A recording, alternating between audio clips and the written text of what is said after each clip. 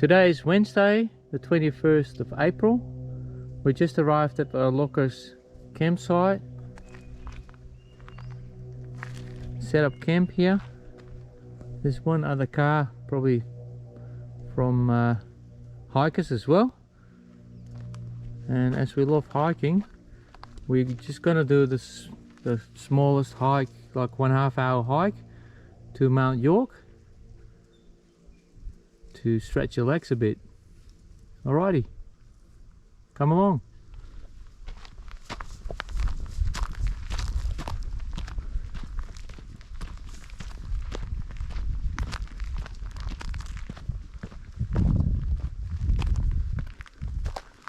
The gate with the warnings, of course. Let's start.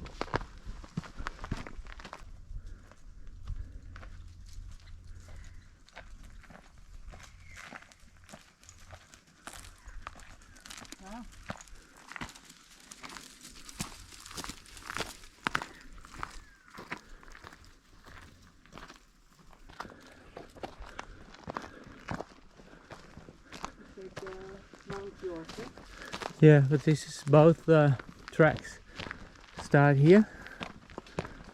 They split probably 300-500 meters in. This is where the track splits between the Lockers Road and Mount York, which is a smaller walk.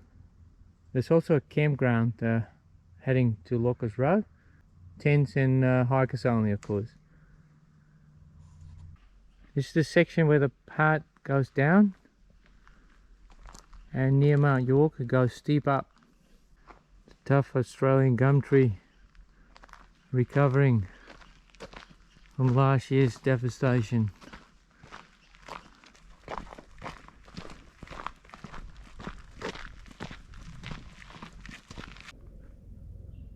These are the temp signs, because the originals burned, of course, in the major bushfire.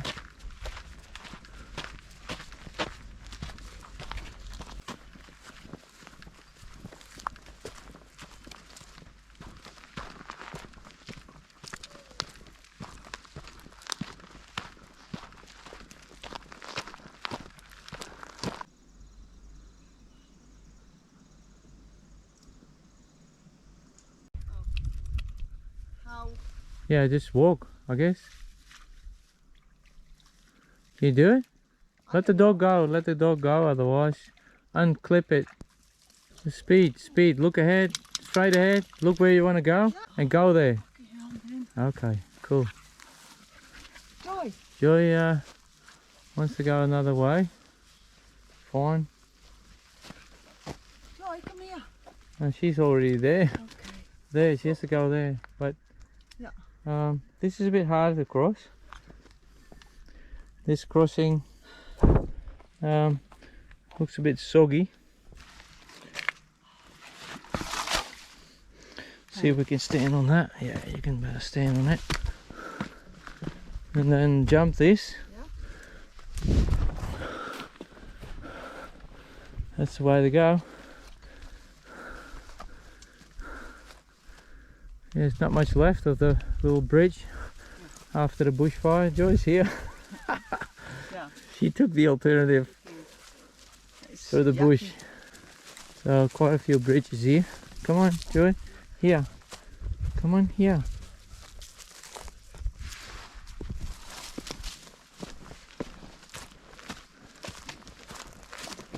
Silly dogs. Never listen.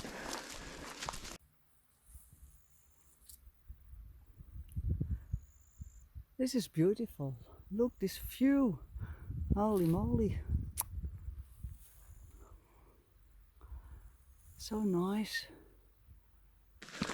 It's pretty narrow, steep track here. Bit overgrown.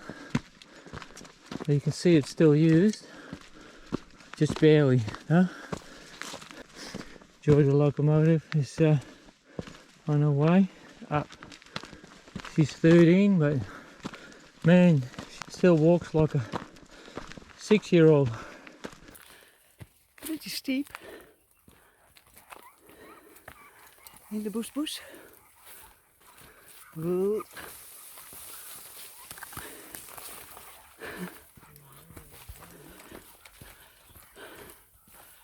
But it's a beautiful walk. Yeah, it's dog friendly. It's great. Look. Oh, nothing to see. Okay, go a little bit further. Yeah. Yeah, nearly overgrown here. We'll make our way through. There's proper signage, so it's definitely this track. Make a bit of noise to avoid any confrontation with snakes and or others. It's autumn, but still nice flowers along the way. This is beautiful. Yeah.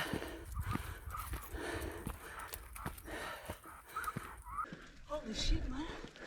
We're nearly there. This is steep. This is the last steep bit. If you want to take it like a champ, I'd rather go this way. And we're here. Nice rock wall here. Yeah. And we're at quite a height at the moment.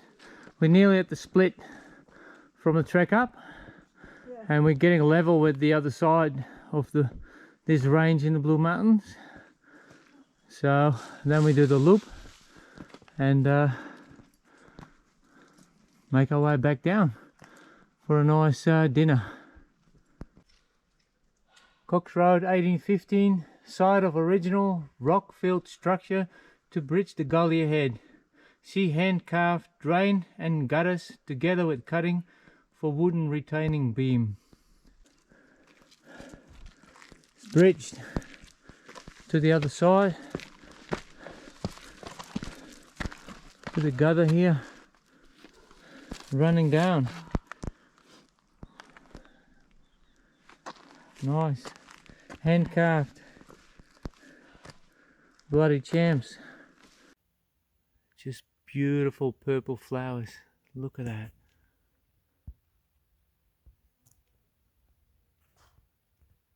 And this is the loop around. Nice rock formations. Look at that. Stunning. It's very beautiful here with all these rock faces. The sun setting is behind that large ridge of rocks. It's just hitting this little cavity cliff overhang that's blackened by the bushfires, I suppose. I don't think that's from past fires. Might have been part of it, but yeah, it's beautiful. I want to explore more, but there's just no time. We have to make it down before dark, just because we arrived late at the campsite. But we'll be back next spring. Monica there in the distance.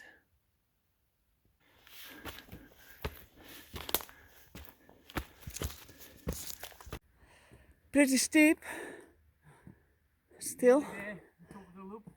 This is at the top of Mount York. Monica already went down because the daylight's dying. I said I'll rush the last bit up to film it.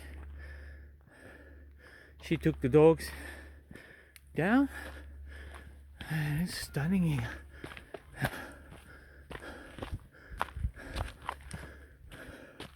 So bush regeneration, well, of course will help with that.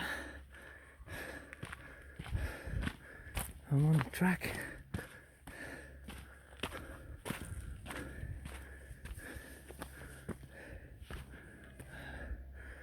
This area is closed, part of the regeneration. A look at the stunning view from the cliff edge. Beautiful.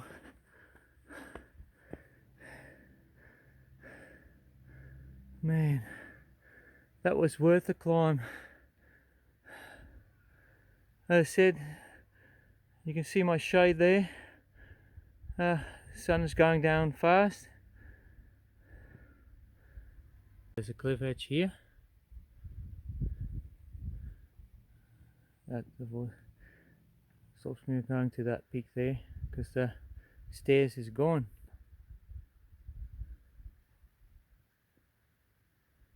Little cliff edge here. That's the field down below where we were walking through, and we have to make our way back down there.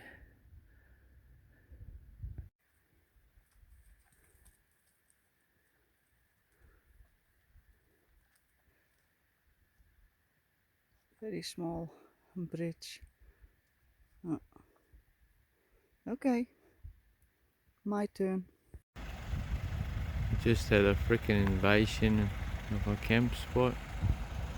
I don't know what they're gonna do here, but there's no notice or anything. Just freaking rolled in. Whatever they're gonna do, work on the road or somewhere else.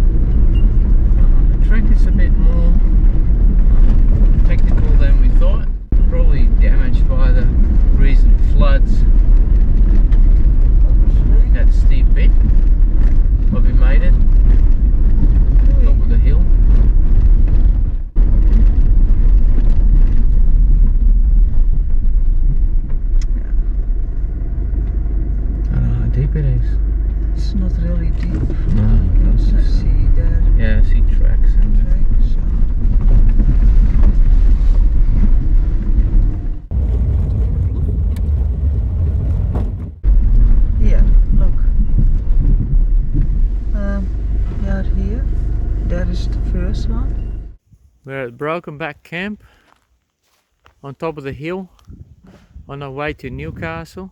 A little fire pit here. And we decided to take this spot because we're going to leave tomorrow morning. There's another spot here. It's spectacular, but it's a bit harder to turn a trailer here. So we want to hook up tomorrow and make our way to Newcastle. But compared to the road up here, this is a breeze, of course. It was pretty bad, probably because of the floods from last month. The road is in a bad shape to come up. But look at this view. It's $1 million view here. We just walk up here. If you got a 4-wheel drive, the drive up is definitely worth it. Spectacular. Look at that. Through the trees. Joy is enjoying herself as well.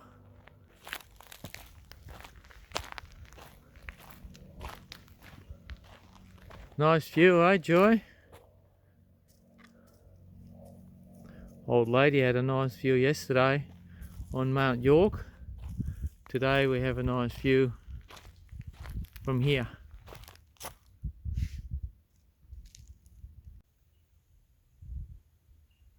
The spot with the spectacular view there, and we chose this turnaround because it's more level for the dog trailer as well, And we have a glimpse of sunlight there for the solar. And this is also a beautiful spot with the view the other way, but a bit more obstructed by trees, but also a spectacular spot.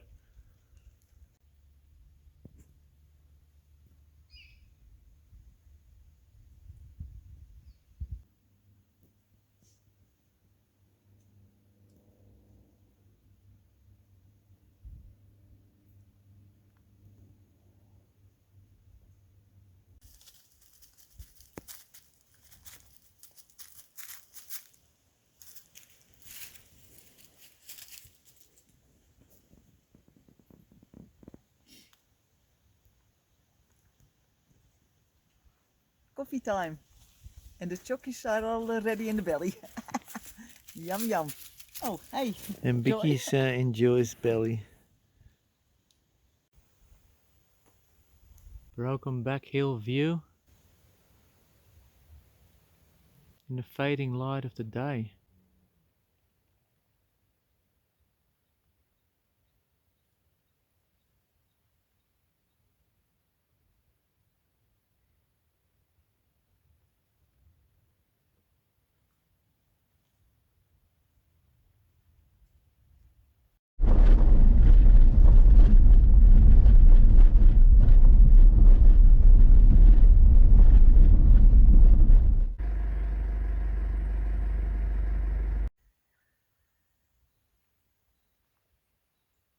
We're at Strikerlike campground at the moment. It's about 20 k's past Bulladella, an open spot in the state forest where you're allowed with dogs.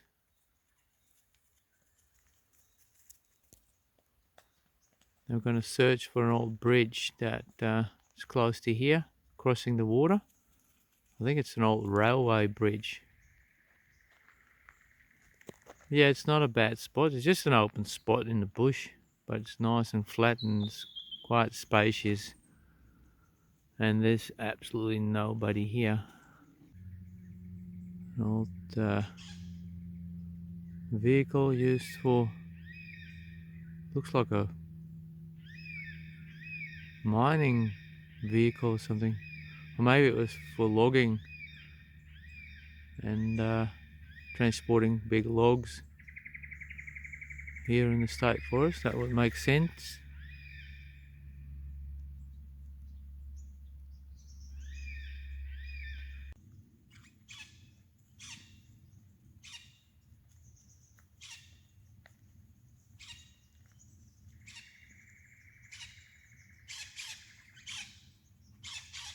So Monica's trying to attempt to conquer the creek over the big pebbles slash rocks, but it's turned out to be hard. There's the bridge that I was talking about, close to Strikerlike campsite. There's the track on the other side, but it's completely ruined. It's like there's ruts a meter deep. Monica's still trying to get to the other side. We're all here already, like the dogs, myself. Do you want a hand? I think so. I don't know. Yeah, okay. I'll give you a hand, buddy.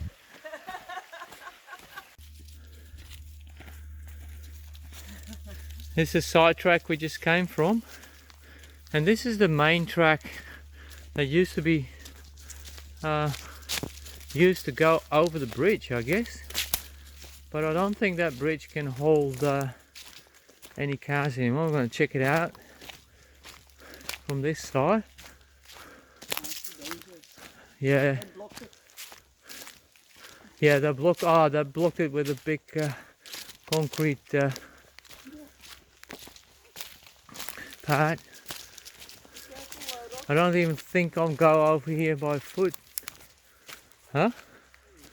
What do you reckon? Might be good enough still to go by foot. Yes. Don't want to go through it, of course. Yeah, it's an old wooden bridge. So it can't be used by cars anymore, obviously. But still intact, sort of.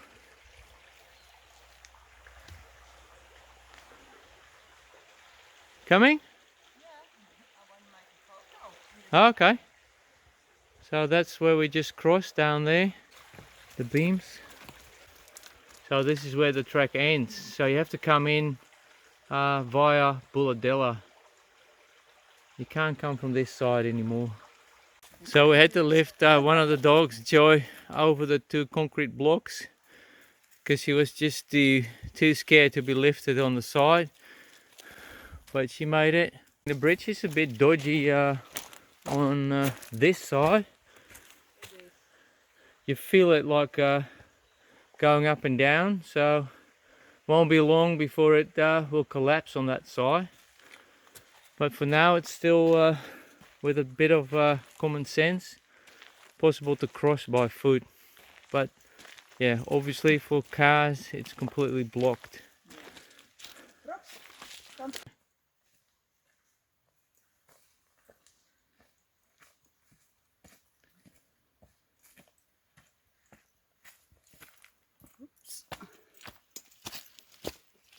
It's pretty muddy near the campsite. Here and there big mud ruts, but you can go around it. But that alternative track that runs, instead of going to the bridge here, runs down this little track, is completely ruined. There's the ruts like a meter deep. So yeah, unless you're in for it, like muddy winching way through and possibly get really stuck with broken CVs and stuff, it's only accessible from Bulladella. If you ever come here to the Tricolide campground, the last 4 kilometers after the turn off, past the cleared area, it's not in a really good shape. So there's some small trees over the road, some ruts. So this is the cleared area I was talking about earlier, next to Cabbage Tree Road. The bridge.